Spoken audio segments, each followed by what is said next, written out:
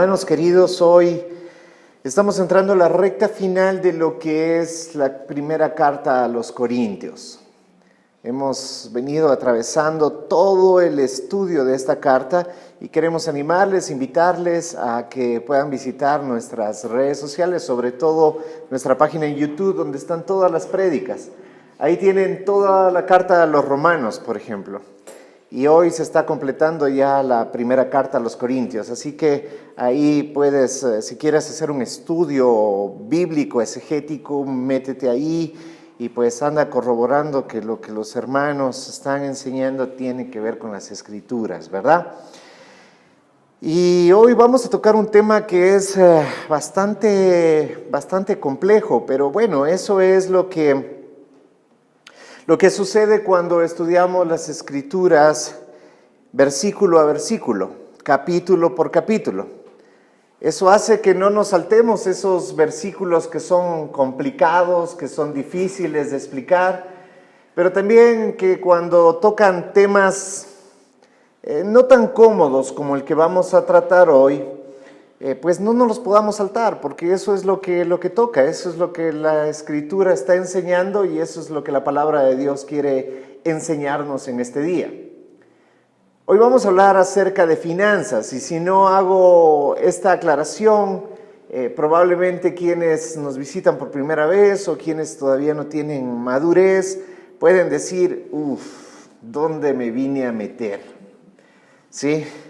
Hoy sí, me van a sacar dinero a la final de la reunión, van a levantar una ofrenda especial, algo por el estilo, y no, hermano, no es así.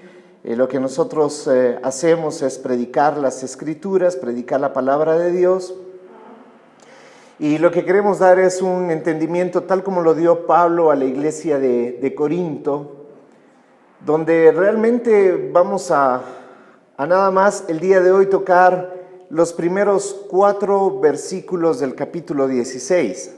Pero eso nos va a tomar toda la enseñanza porque vamos a profundizar y probablemente para algunas personas, por ejemplo, aquellos que no han asistido a nuestros seminarios o cursos del Instituto Ministerial sobre Finanzas, tal vez no tienen todavía muy claro sobre situaciones en cuanto al dinero, a la iglesia y estos aspectos.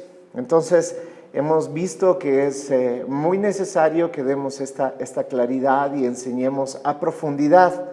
Pese a que más adelante en 2 de Corintios también lo veremos, pero estamos hablando de aproximadamente unos 4 meses, así que no es algo que lo tengamos netamente planificado. Mira, no hay muchos ingresos en la iglesia, enseñemos sobre finanzas para que mejore. No se trata de eso.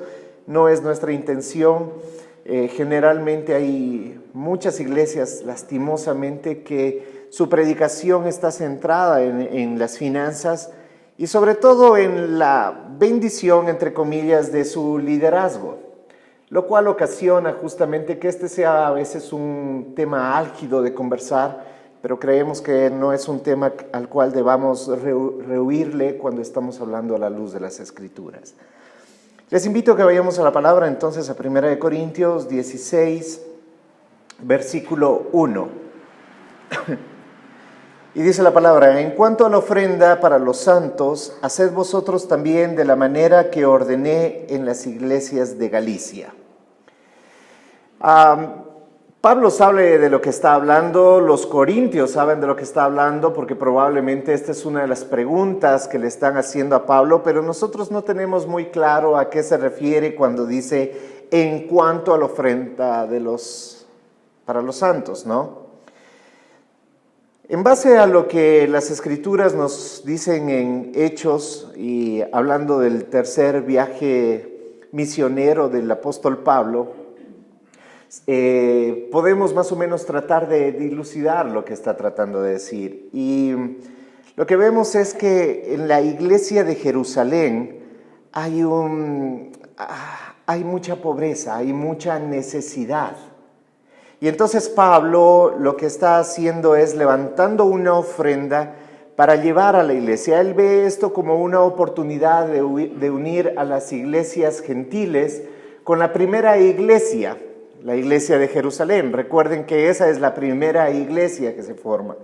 A veces nos hemos preguntado, ay, ¿por qué no vivimos como en el primer siglo? Porque a veces nos gusta ser bastante espirituales y románticos cuando se trata de la iglesia del primer siglo. Pero la iglesia del primer siglo tiene muchas cosas que hoy por hoy no podemos vivir. Por ejemplo, se habla de que vivían ellos comunitariamente.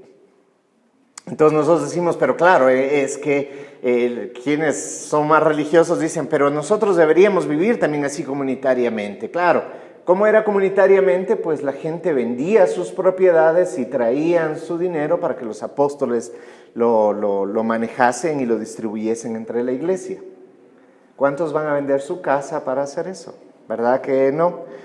No, porque no es aplicable para hoy, para nuestros tiempos. ¿Qué fue lo que estaba sucediendo en ese momento? Nada más tratemos de visualizar qué es lo que está ocurriendo. Primero, hay un crecimiento explosivo de la iglesia.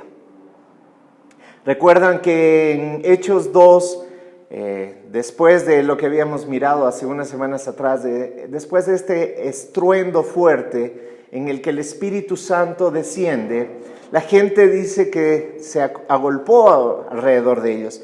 Y Pedro predica y se convierten en ese día como 3,000 personas. Eso está en Hechos 2:41. Dice, así que los que recibieron su palabra fueron bautizados y se añadieron aquel día como 3,000 personas. ¿Te das cuenta una iglesia que de un día al otro aumente en 3,000 personas? O sea, estamos hablando más personas que cualquier iglesia aquí en Loja. La más grande, imagínate, no llega a tener 3,000 personas. Y esto ocurre en la primera iglesia, donde no tienen ni siquiera un local. ¿Sí? Estaban en el aposento alto, sucede lo que sucede, primera predicación, 3,000 personas se añaden. ¿Recuerdas qué es lo que habíamos visto en Hechos? Eran personas que no eran de la región, eran personas que estaban visitando. Inclusive por eso hablamos, ¿te recuerdas del don de lenguas? Entonces había gente que estaba visitando Jerusalén y muchas de esas personas fueron las que recibieron al Señor. Entonces, ¿qué les podían decir los apóstoles? Bueno, hermano, vaya a su casa y reúnase. Por ahí tenemos un grupo de conexión, por ahí tenemos una iglesia amiga. No había nada. Entonces esa gente recibe al Señor y decide quedarse en Jerusalén por su fe. ¡Wow! Es impresionante, ¿no? Y entonces, claro, hay mucha necesidad y entonces la gente comienza a ser generosa y dice, no, pues tenemos que dar de comer a esta gente. Y bueno, ahí viene todo eso de vivir comunitariamente. La gente comienza a vender sus propiedades, comienza todo eso, ¿para qué? Para el mantenimiento de esa primera iglesia en Jerusalén. Pero la situación es que tarde o temprano los recursos se acaban. Otra de las situaciones que creemos por la cual la iglesia de Jerusalén estaba pasando bastante problema es porque históricamente se narra que en el año 40 hubo una gran sequía y la sequía trae consigo el hambre. Y entonces esto también afectó. Imagínate al antecedente anterior, esta situación también hace que venga una gran hambruna sobre la región. Aparte, en Hechos de los Apóstoles encontramos una faceta en la cual vemos que la iglesia está teniendo problemas con las viudas. ¿Recuerdas cuando se eligen a los diáconos? Aparece porque justamente las viudas y los huérfanos no están siendo bien atendidos. Va a sonar un poco feo lo que voy a decir, pero bueno, en ese tiempo las viudas, tanto como los huérfanos, económicamente no aportaban, más bien eran un gasto. Y esto es lo que la iglesia también tenía que sostener.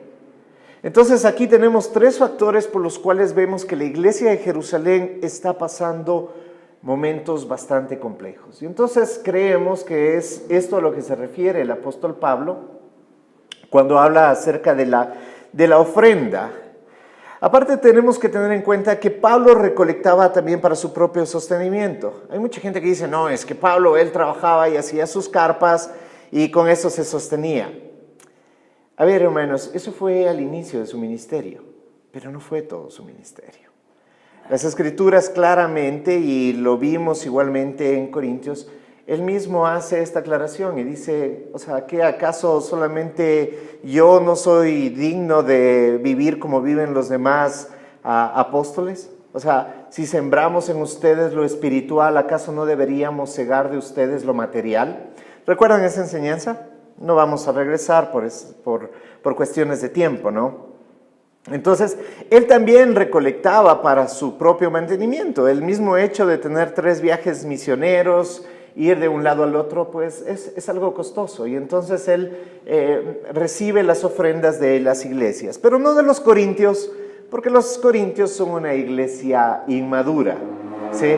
A ellos les dice, miren, yo recibo de acá, pero de ustedes no, porque ustedes son muy inmaduros. Si recibo de ustedes, después van a decir, mira, Pablo ya se compraba el último carro, mira, ya le puso otro piso a su casa, y van a comenzar a hablar porque no tienen entendimiento. Así que, mis queridos corintios, a ustedes no voy a tomar, ¿ya? Eso es lo que está diciendo Pablo.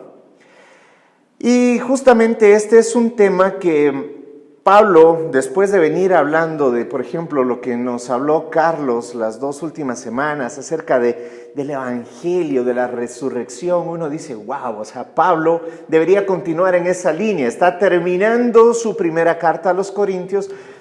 Él debería continuar. Si ya estamos hablando de temas celestiales, de la resurrección, de cómo vamos a ser físicamente después de la resurrección y todo eso, o sea, ya Pablo debería estar tercer cielo. Pero no. Está hablando de ese tema y desciende a un tema tan carnal como es el dinero. Porque habla de dinero, no es que está hablando de las ofrendas, a ver, hermanitos, traiga una librita de arroz, usted traiga... No, está hablando de dinero. La ofrenda que él está levantando es de dinero. Entonces, voy a tener que adelantarme un poco a lo que estaremos viendo meses más adelante, porque no puedo desconectar lo que Pablo está hablando aquí en 1 Corintios 16:1 con lo que habla en 2 Corintios 8. ¿Ya? ¿Por qué? Porque aparentemente Pablo hace una respuesta a lo que los corintios están preguntando, pero como ya hemos visto, los corintios son tan inmaduros que no es suficiente una carta. Necesita enviarles una segunda carta. Bueno, se sabe de que entre la 1 y la 2 de Corintios hubo otra carta, una carta muy fuerte, de la cual estaremos hablando la siguiente semana, la cual no está en las Escrituras, pero aparentemente hace alusión a una carta de la cual no tenemos. El Señor no quiso que esté, tal vez porque era muy dura, no lo sé, pero no está. O sea, hubieron más cartas, pero en todo caso está ligada 1 Corintios 16 con 2 Corintios 8. Y vamos a extraer al menos 9 principios, he extraído 9 principios de lo que la ofrenda debería ser en la vida actual de la iglesia. No del primer siglo, no es que en el Antiguo Testamento el diezmo y tantas esas cosas. Vamos a tratar de hablar de todo eso, pero tenemos que remitirnos sin lugar a duda a 2 Corintios 8. Entonces, vamos a leerlo desde el 2. Y vamos a hacerlo un poco rápido porque más adelante tocaremos este tema. Dice 2 Corintios 8, del 2 al 4. Vamos a leer inicialmente. Dice que en gran prueba de tribulación la abundancia de su gozo y su profunda pobreza abundaron en riqueza de su generosidad. Pues doy testimonio de que con agrado han dado conforme a sus fuerzas y aún más allá de sus fuerzas, pidiéndonos con muchos ruegos que les concediésemos el privilegio de participar en este servicio para los santos. ¿Sí ven cómo se va uniendo con lo que estaba diciendo? En cuanto a la ofrenda para los santos, dice en 1 Corintios 16, acá está hablando, continúa hablando de ese tema. Entonces tenemos que conectarnos para ir entendiendo.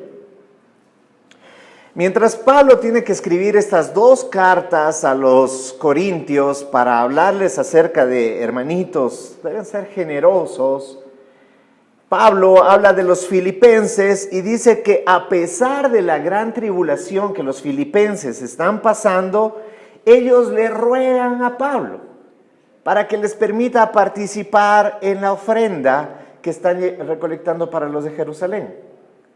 O sea, los filipenses le dicen a Pablo, Pablo, mira, tienes que pasar por aquí porque estamos recogiendo una ofrenda, ¿sabes qué? Estamos tratando de dar todo lo que tenemos. Y Pablo dice, hey, pero ¿cómo ustedes me dan? Ustedes también están pasando hambre, ustedes también están pasando necesidad. Sí, Pablo, nosotros tenemos hambre, pero igual queremos colaborar, igual queremos ser dadores. Y Pablo se maravilla de eso y es lo que está exponiendo ahí, ¿no? En el 5 dice, y no como lo esperábamos, sino que asimismo se dieron primeramente al Señor y luego a nosotros por la voluntad de Dios. Este versículo déjalo ahí porque quiero extraer el principio que hay aquí. Es muy importante porque este es el principio base para la ofrenda, para el diezmo, para la limosna, como tú quieras llamarlo, ¿sí? Si tú no te has dado a ti mismo primero al Señor, no sirve si das mucho, ni poco, ni nada, ni. ¿Sí? El principio está claro. Dice, sino que a sí mismos se dieron primeramente al Señor. Lo que está diciendo, ellos se entregaron primeramente a Dios y luego dieron de su dinero. Si tú solamente das tu dinero como un acto religioso, hermano, mejor quédatelo para ti. Te es más retribución para ti que para lo que podrías hacer para la iglesia. Una iglesia orgullosa. No, hermano. No se trata de ser orgulloso, sino que aquí hay una situación. Cuando tú das algo y no has entregado primero tu vida, todo tu ser al Señor, cuando tú das algo para una buena obra, probablemente vas a pensar que eso te está limpiando. ¡Wow! Yo doy algo. Entonces, como doy algo, soy mejor persona que muchos. Y eso puede tender a hacerte a ti equivocar en cuanto a tu santidad, tu disposición frente al Señor. Vas a creer que es por obras y no por fe. Entonces, cuando te decimos, hermano, no sirve de nada que tú des cuando primeramente tú no te has dado al Señor. No es por una situación con la iglesia, es una situación contigo mismo. No debes de generar ni creer que el hecho de ser dadivoso y generoso tiene algo que ver con que tú seas más santo, más puro. No. ¿Ok? Entonces eso es lo que Pablo está aclarando en esta porción. Lo que él está diciendo primeramente, los filipenses antes de dar de su generosidad, porque es realmente mucha generosidad el hecho de no tengo, hermano, pero aunque no tengo, yo doy, es wow, es admirable. Pero si ellos dieran sin entregarse al Señor, no sería más que un acto humano de buscar su propia limpieza, su propia purificación. Entonces lo que Pablo dice, wow, no fue como nosotros pensábamos, sino que ellos primeramente se dieron al Señor y luego a nosotros por la voluntad de Dios. ¿Sí? Entonces continúo con del 6 al 8. Dice, de manera que exhortamos a Tito para que tal como comenzó antes, asimismo acabe también entre vosotros esta obra de gracia. Por tanto, como en todo abundáis en fe, en palabra, en ciencia, en toda solicitud y en vuestro amor para con nosotros, abundad también en esta gracia. Mira cómo él llama a la ofrenda, gracia. O sea, algo que das por gracia. Lo que habéis recibido de gracia, dalo de gracia, ¿no es cierto? No hablo como quien manda, sino para poner a prueba por medio de la diligencia de otros también la sinceridad de vuestro corazón. Pablo está hablando acerca de Tito. Tito parece que es el encargado en ir por las iglesias recogiendo esta ofrenda. Entonces dice, Tito también ha sentido en su corazón pasar por donde ustedes.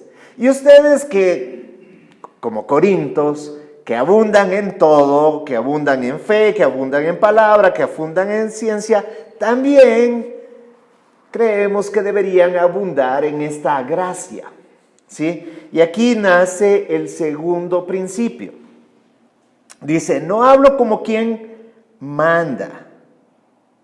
No hablo como quien manda, sino para poner a prueba, por medio de la diligencia de otros, también la sinceridad de vuestro amor. El segundo principio es, el dinero revela dónde está tu corazón. Pues donde está tu tesoro, ahí también está tu corazón. ¿Qué pasará si hoy, al finalizar esta reunión, yo le digo, a ver, hermanos, ¿quién me puede dar de memoria el Salmo 23? Es un ejemplo nomás, ¿no? Y se va a ganar $50,000. Y viene alguien de ustedes y lo da y toma $50,000. Te ganaste así los $50,000 de la nada. ¿En qué gastarías tu dinero? ¿En qué sería lo primero que pensarías en gastar tu dinero? Lo primero es dónde está tu corazón. Si tú pensaste en pagar mis deudas, pues tu corazón está encadenado a la deuda.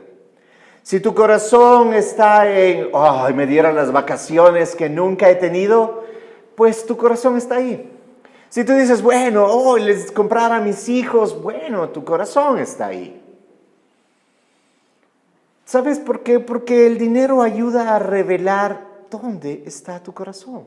¿Recuerda lo que dice la palabra de Dios? El amor al dinero es el principio de todos los males.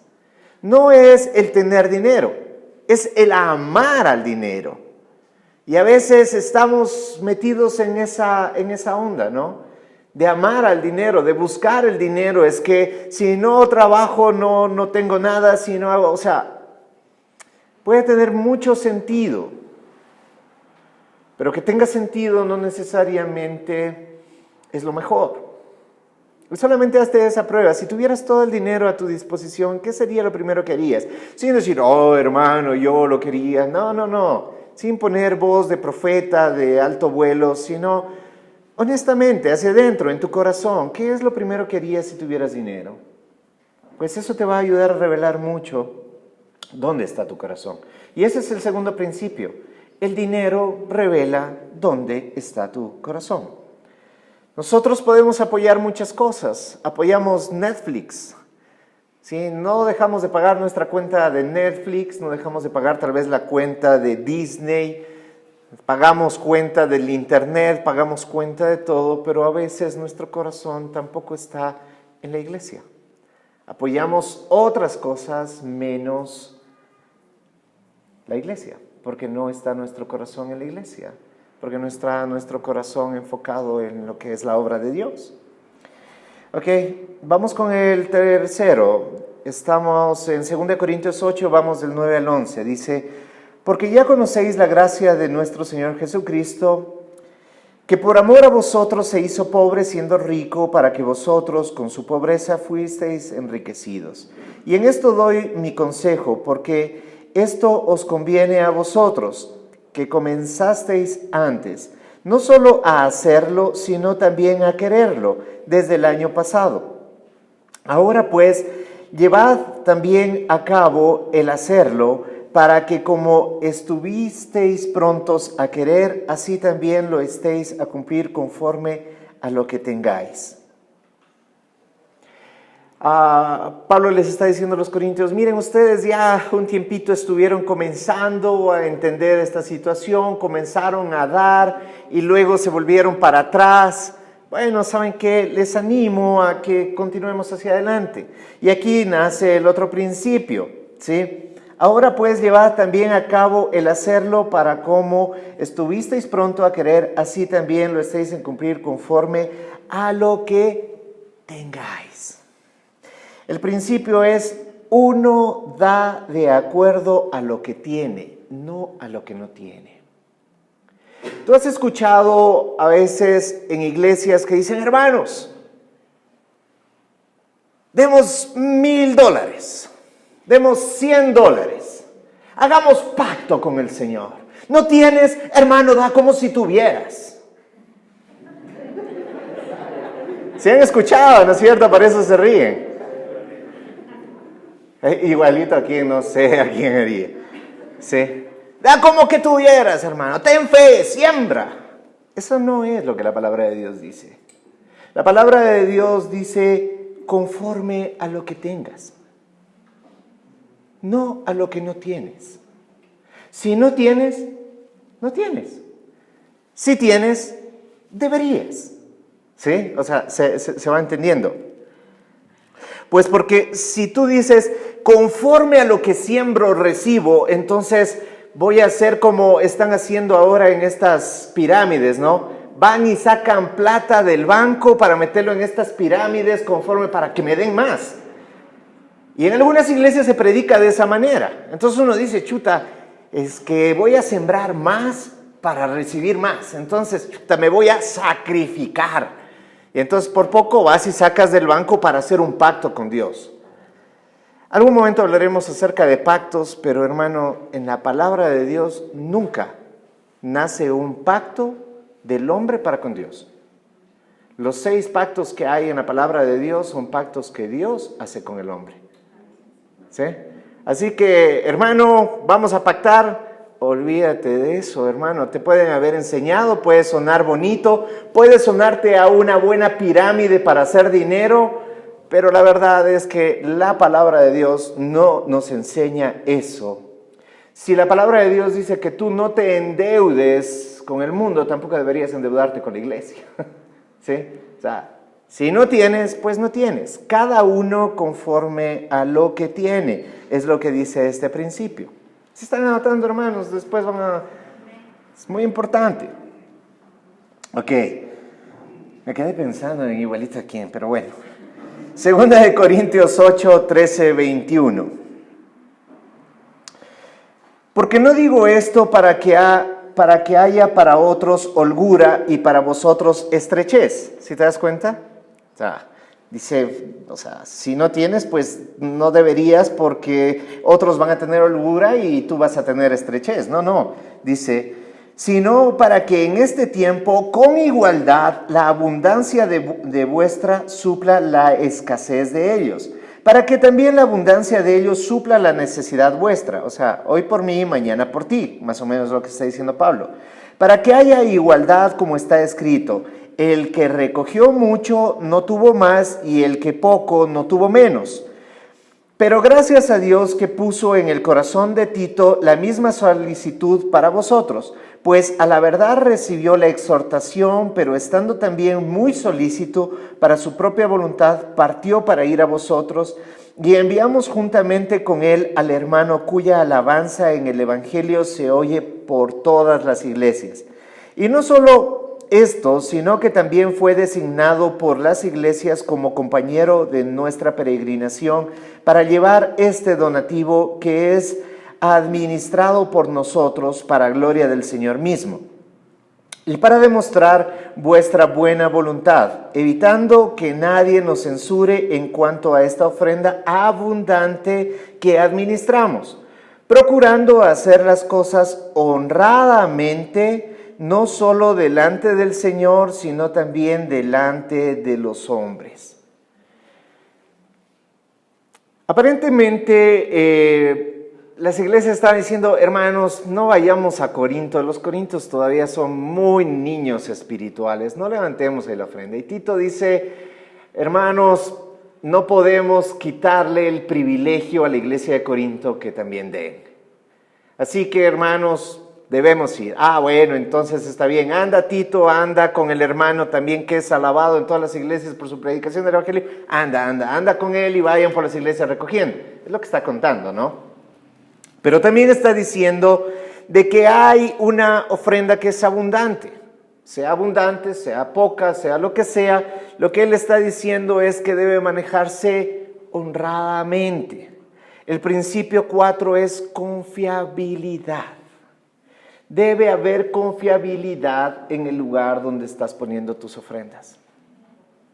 Hermano querido, si tú dices, hermanos, es que yo no doy porque quién sabe lo que hacen. Yo no doy porque yo veo que ahí el liderazgo nada más está cada vez mejor y nosotros cada vez peor. Hermanos, yo no doy porque he visto en YouTube las cosas terribles que hacen los hermanos. Hermanos, yo no doy porque ya tuve una experiencia desagradable donde estuve anteriormente y entonces ya no quiero dar. Hermanos queridos, yo sé que esas cosas suceden y esas cosas pasan, pero si tú tienes una situación así, o alguno de nuestros hermanos que nos escucha dice, yo no doy por estas razones, hermanos, la cosa no es si doy o no doy, la cosa es porque sigues en una iglesia donde no hay confiabilidad. Tú no le quieres confiar lo más simple y lo más sencillo que es el dinero. Pero le confías a tus hijos para la instrucción, les confías tu corazón para la instrucción doctrinal. ¿Acaso eso no es más importante? ¿Me estoy haciendo entender? Si tú no confías en el lugar donde estás, que estás siendo bien alimentado en la palabra, tú no confías que tus hijos están bien cuidados, tú no confías en que el liderazgo es responsable y respetable, hermano, la pregunta es, ¿qué haces en esa iglesia? Si tú no crees que aquí las cosas se hacen honestamente, hermanos, hay una puerta grande. Ve, sal, huye. Porque ¿qué haces en un lugar donde no hay confiabilidad? Si no tienes la confiabilidad para lo más básico que es el dinero, lo mínimo que es el dinero, ¿por qué estás confiando tu instrucción doctrinal? ¿Por qué estás confiando el cuidado pastoral de tu alma en un lugar así? No sé si lo has pensado de esa manera, ¿no es cierto? No les confío mi ofrenda, mi diezmo, pero sí les confío a mis hijos. Sí, confío mi propia vida. No, deberías huir. Continuamos del 22 al 24. Dice, enviamos también con ellos a nuestro hermano cuya diligencia hemos comprobado repetidas veces en muchas cosas y ahora mucho más diligente por la mucha confianza que tiene en vosotros. En cuanto a Tito, es mi compañero y colaborador para con vosotros y en cuanto a nuestros hermanos, son mensajeros de las iglesias y gloria de Cristo. Mostrad pues para con ellos ante las iglesias la prueba. Se me perdió.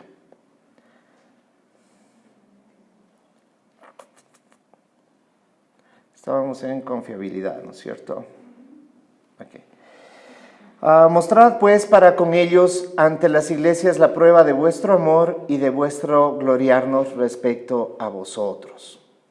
O sea, sigue hablando acerca de esa confiabilidad. Les dicen, miren hermanos, no solamente estamos recibiendo sus ofrendas, sino que está bien que uno de ustedes también nos acompañe para que vean que Pablo no está ahorrando para comprarse el carro, que no es para sus lujos ni cosas por el estilo, sino que propiamente ustedes puedan comprobar que el dinero que ustedes están dando se lo está utilizando para lo que se está recogiendo. Fíjate. Esa confiabilidad. Y eso que dice Pablo, o sea, no tenemos nada que esconder. ¿Quieren? Aquí está. Todo a puertas abiertas. No es que, hermano, tú da y lo que pasa después no importa porque eso ya no es cuestión tuya. No, sí es cuestión tuya, hermanos. Tú estás poniendo el dinero, tú tienes la posibilidad de decir, hermanos, ¿dónde está yendo ese dinero? ¿Qué se está haciendo con ese dinero? Tienes toda la autoridad.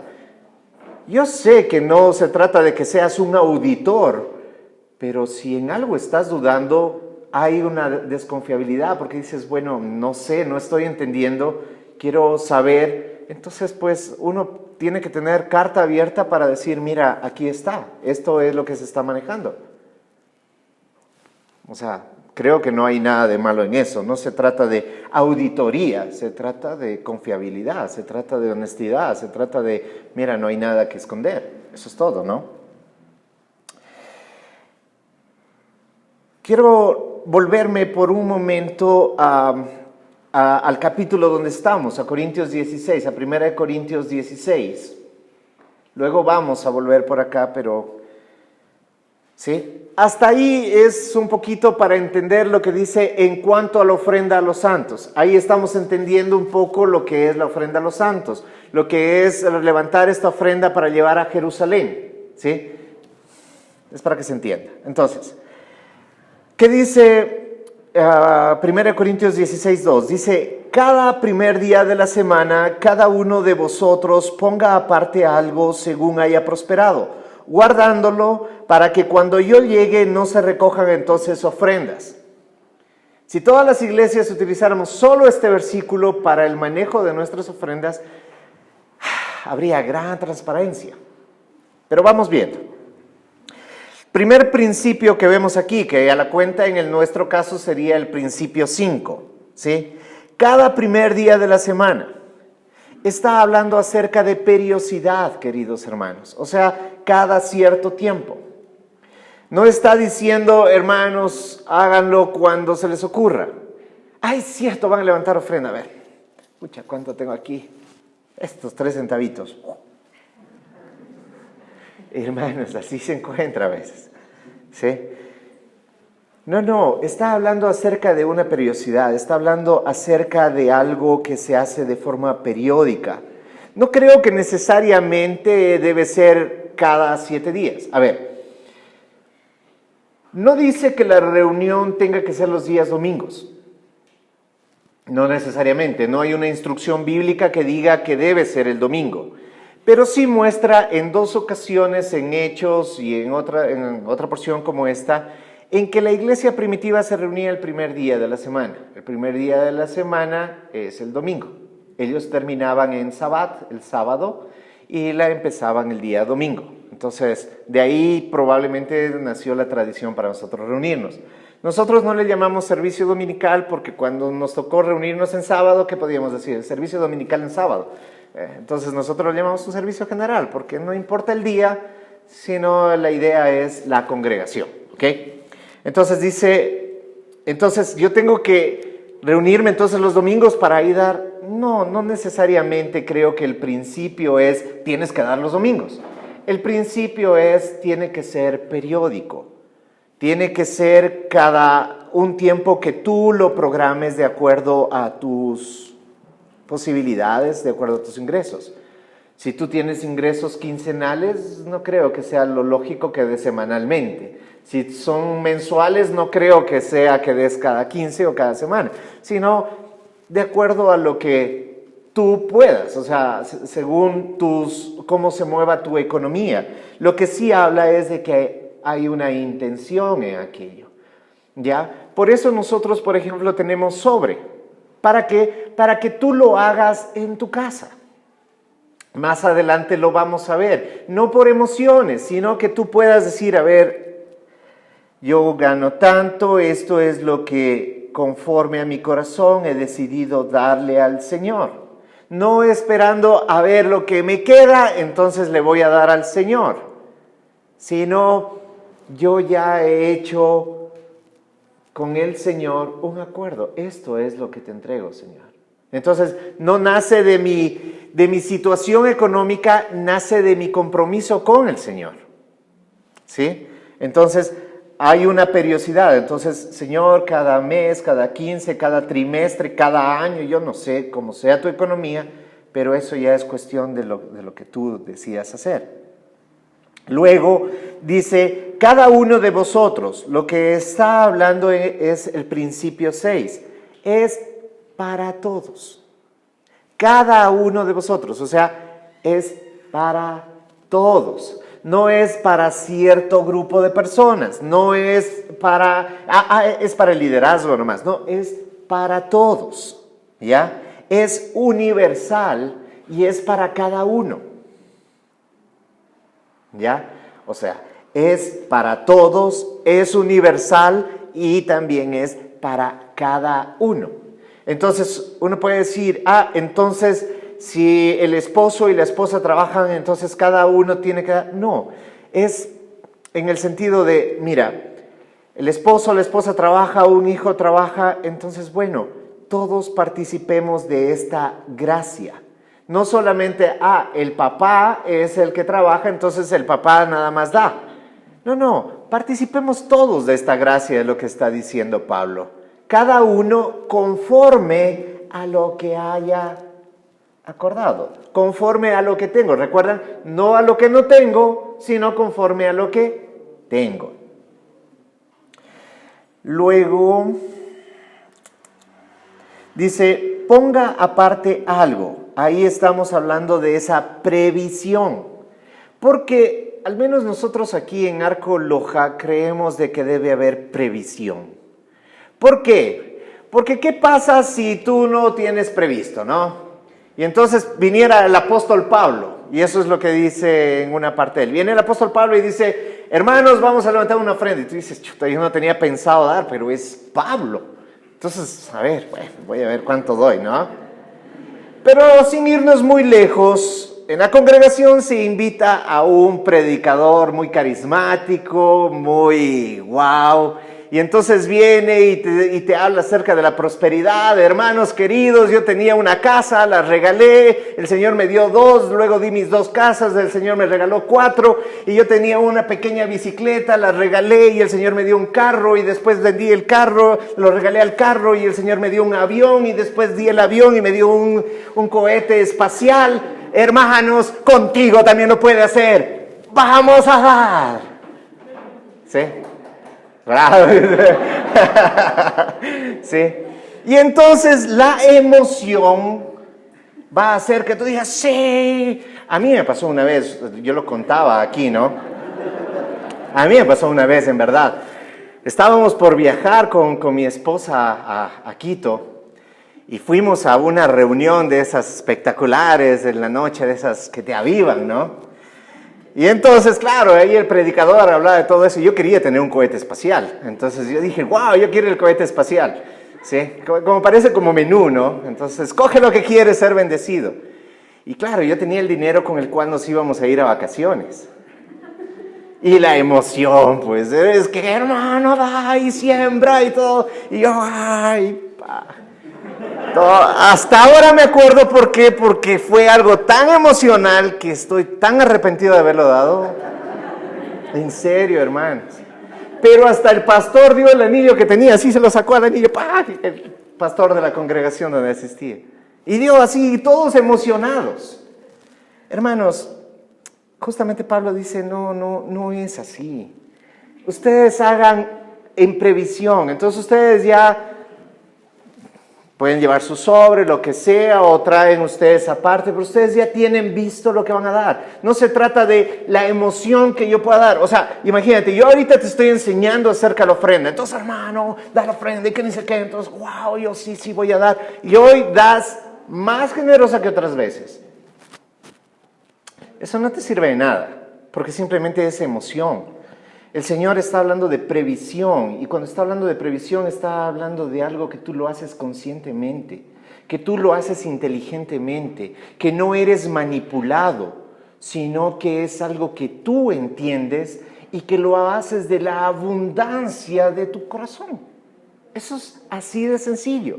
Entonces, venga quien venga a predicar, tú tienes establecido lo que es. Tú no estás pagando por un mejor menú. Porque a veces la gente, y al menos aquí que recogemos los diezmos y ofrendas al final, hay gente que piensa que la prédica estuvo buena, entonces hoy voy a dar un poco más. No, si no te estamos cobrando por la instrucción. Eso es algo que tú debes entender que es para el funcionamiento de la iglesia. Es para que la iglesia haga lo que tiene que hacer con ese dinero. Entonces a eso se refiere con previsión. Entonces, y luego vuelve a decirlo, según haya prosperado, proporcionalidad, según lo que haya ganado. Y yo creo que es aquí donde el diezmo puede entrar a darse una breve enseñanza. Creo que ya se me acabó el tiempo. Hermanos, lo dejamos para la próxima semana. ¿Sí me dan un poquito más de tiempo? Ok. Amén. Están enseñándome que ya no me roben el dinero. Sí, hermanos, les estamos enseñando a que no sean como me pasó a mí. No me han de devolver si voy a pedir. A ver, hay mucha gente que me dice, hermano, ¿el diezmo está vigente en este tiempo, sí o no? Entonces, hay quienes podemos decir, miren, hermanos queridos, el diezmo es algo de la ley. El diezmo es algo que fue dado para el pueblo de Israel, no para la iglesia. ¿Y es verdad? Sí es verdad, hermanos. Si ustedes han estado en alguno de nuestros seminarios, nosotros enseñamos profundamente, basado en las Escrituras, que el diezmo no tiene que ver con la iglesia, con el Nuevo Testamento. El diezmo es algo del Antiguo Testamento. Pero hay quienes van a decir, hermano, usted está equivocado porque Abraham, antes de la ley, ya daba el diezmo. Bueno, hay muchas cosas que Abraham hacía antes de la ley y que nosotros no las practicamos. Por ejemplo, él estuvo a punto de dar a su hijo. No sé cuántos quieran practicar eso. Si quieren podemos poner un altar en la parte de acá afuera y vas saliendo y vas entregando a tu primer hijo al Señor. ¿No? ¿No? Ok, entonces, no necesariamente lo que hizo Abraham. Abraham tenía 2 esposas. ¿Cuántos quisieran tener 2? Piénsenlo bien, hermanos, piénsenlo bien. Si con una a veces no se avanza y ya quieren 2, no, hermanos, déjense de cosas, ¿sí?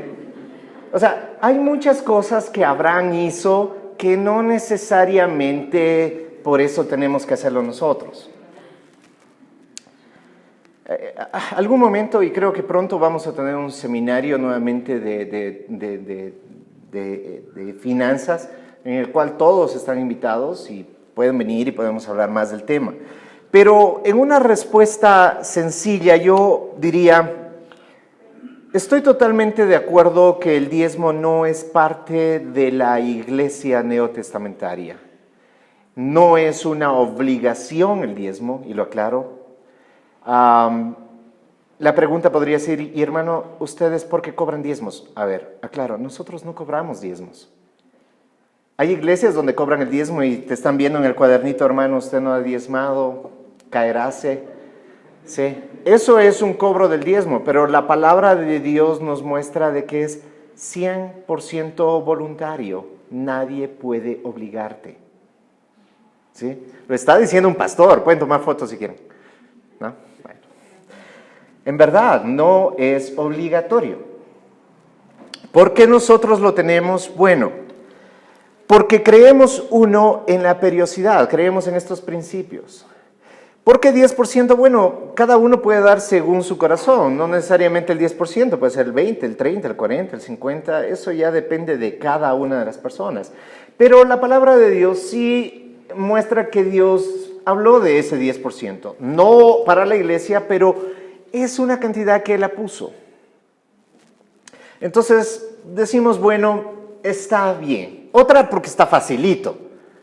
¿Sí? Si gano 100, ¿cuál es el 10%? $10.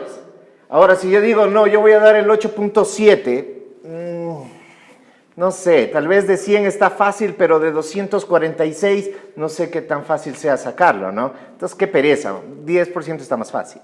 Y la que yo creo que es la más importante es porque a partir del 10%, ya no es simplemente dar, sino que se mueve la fe. ¿Sí?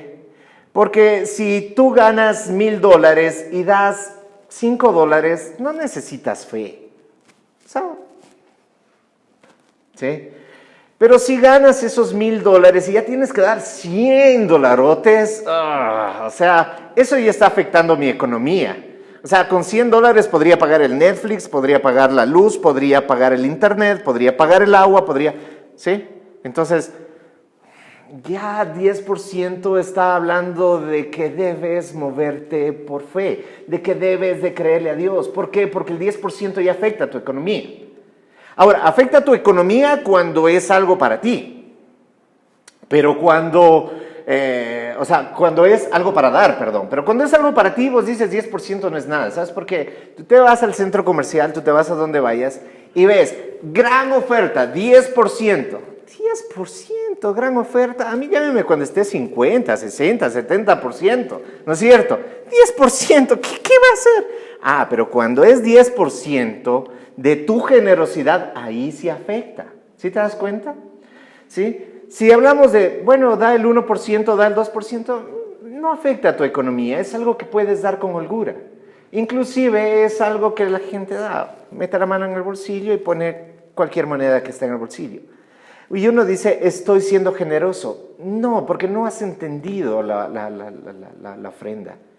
No has entendido. No te digo que no la des, da nomás, hermano, pero no la has entendido. ¿Sí? ¿Por qué? Porque definitivamente uno no está siendo previsivo, no estás dando con periodicidad, no estás dando proporcionalmente, estás simplemente dando pensando de que de alguna manera eres mejor que aquel que no da. O sea, estás cayendo en el juego de tu egocentrismo. Y lo primero que estábamos viendo, las primeras cosas que vemos es, ahí donde está tu tesoro, ahí está tu corazón.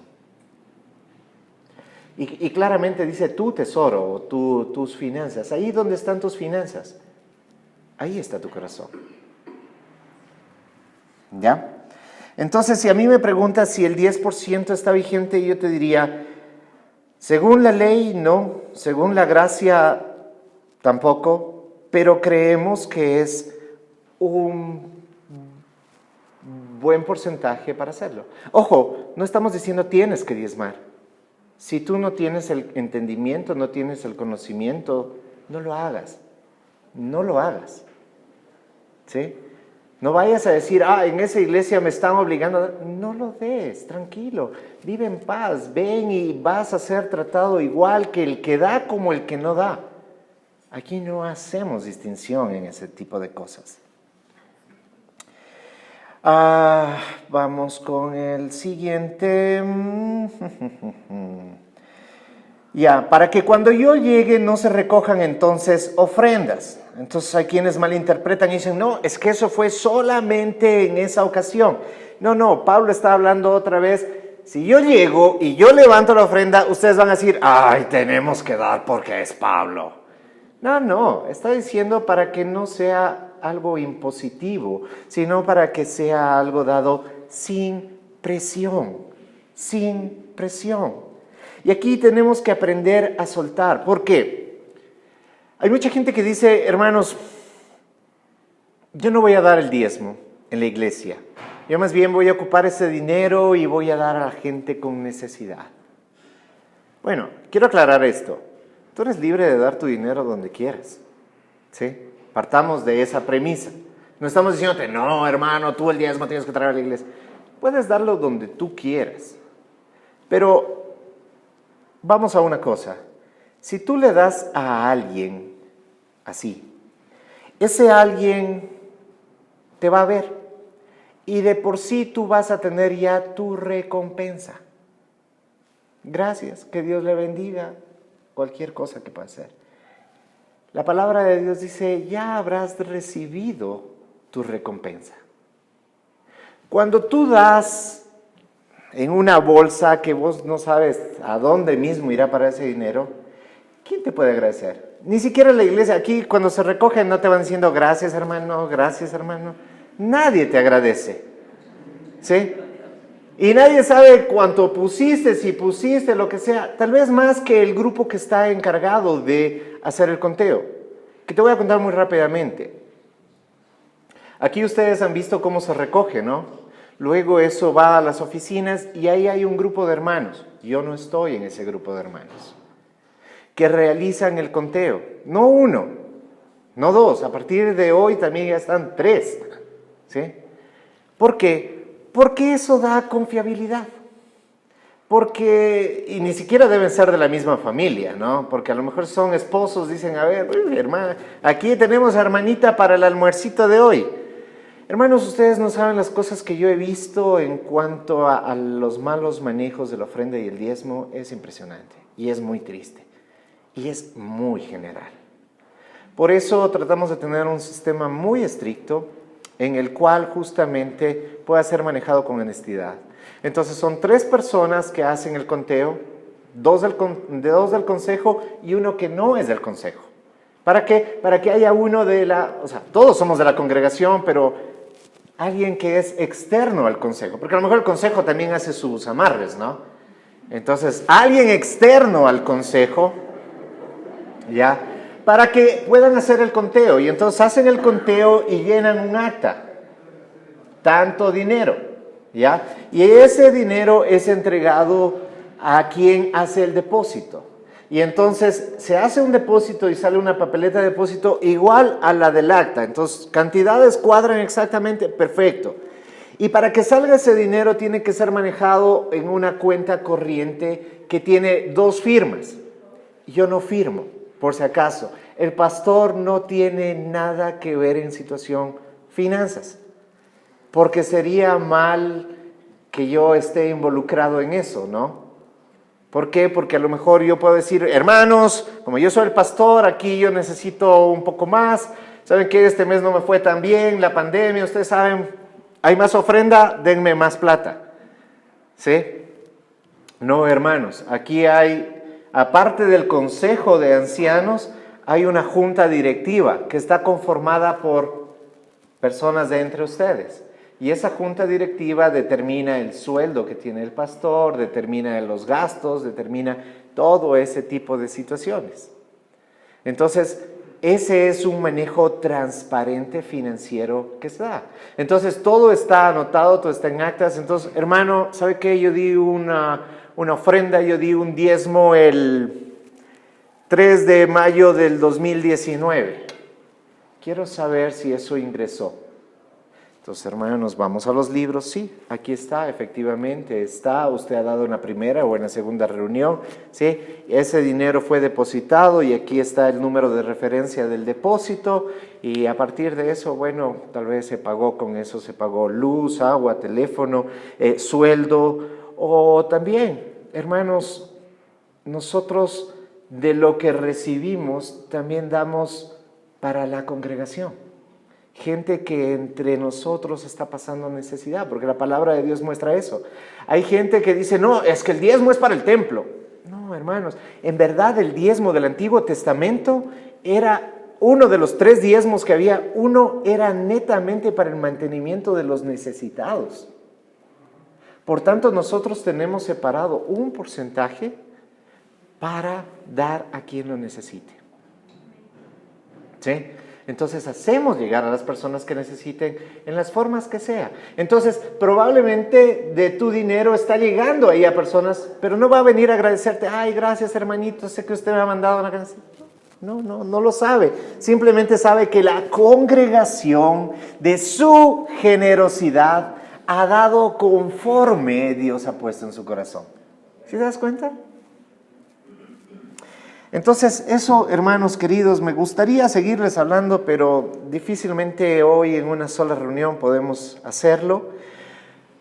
Este tema lo volveremos a tocar probablemente en 2 Corintios 8, en alguna ocasión más adelante. Estaremos dando nuestros seminarios, estén atentos, queridos hermanos, y les invitamos a ser partícipes. No te dejes robar por una lengua que te hable bonito. Cuando la palabra de Dios te habla, y ya no lo voy a leer porque ya no nos alcanza el tiempo, pongámonos de pie. Pero la palabra de Dios en 2 Corintios 9, les recomiendo que lean desde el 1 en adelante, van a ver cómo todos estos principios se vuelven a mostrar y se manifiestan en una forma más fuerte. Pero ahí dice, cada uno dé conforme a su corazón, no por necesidad, sino con alegría. Y habla de bendiciones. Pablo en muchas ocasiones habla acerca de que seas prosperado y seas bendecido. La palabra de Dios nunca habla de que seas prosperado y bendecido económicamente.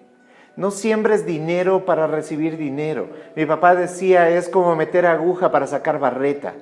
Eso es ambición. Eso está moviendo tus más bajos instintos. Y la iglesia no debe hacer eso. No debe decirte, da, hermano, para que seas prosperado. Sí, para que seas bendecido y la gracia de Dios te lleve y te renueve cada día. Pero no necesariamente está hablando de finanzas. ¿Acaso no te basta con la gracia y el amor de Cristo derramado sobre tu vida? ¿Acaso necesitas del dinero para que eso te haga confiar en Dios? No nos dejemos manipular. pero tampoco dejemos que un principio tan maravilloso como la generosidad representada a través de la ofrenda y el diezmo sea empañado por malas experiencias. Busquemos confiabilidad, seamos intencionales, seamos dadores llenos de gracia, pero no por necesidad. No lo hagamos por una retribución esperada. Hagámoslo porque sabemos y hemos entendido de que eso es bueno. Y ojalá Dios nos permita ser como los filipenses, que a pesar de las necesidades que tengamos, digamos, yo también quiero ser partícipe de esta gracia. Porque entendemos, no porque es obligación. Gracias, mi Señor amado, por tu enseñanza, por tu palabra, por tu verdad expresada a la congregación, Señor. Que cada uno, según la sabiduría de su corazón y la gracia que tú has depositado en él, pueda recibir esta palabra y este mensaje como es, Señor. Padre, aceptamos que en lo que tiene que ver con finanzas, todos los que estamos aquí necesitamos ser tratados, porque es difícil, porque es complejo. Pero, Señor, queremos vivir en gracia. Queremos vivir de acuerdo a tu maravillosa voluntad, Señor. Gracias, bendito Padre, por tu enseñanza. En el nombre de Cristo Jesús oramos. Amén. Amén. La iglesia es como un arco. Un arco transporta agua y Cristo es el agua viva. Un arco nos conecta y como iglesia debemos conectarnos con la gente, velando por los intereses de los demás. Un arco es la fuerza que envía valientes hombres de Dios.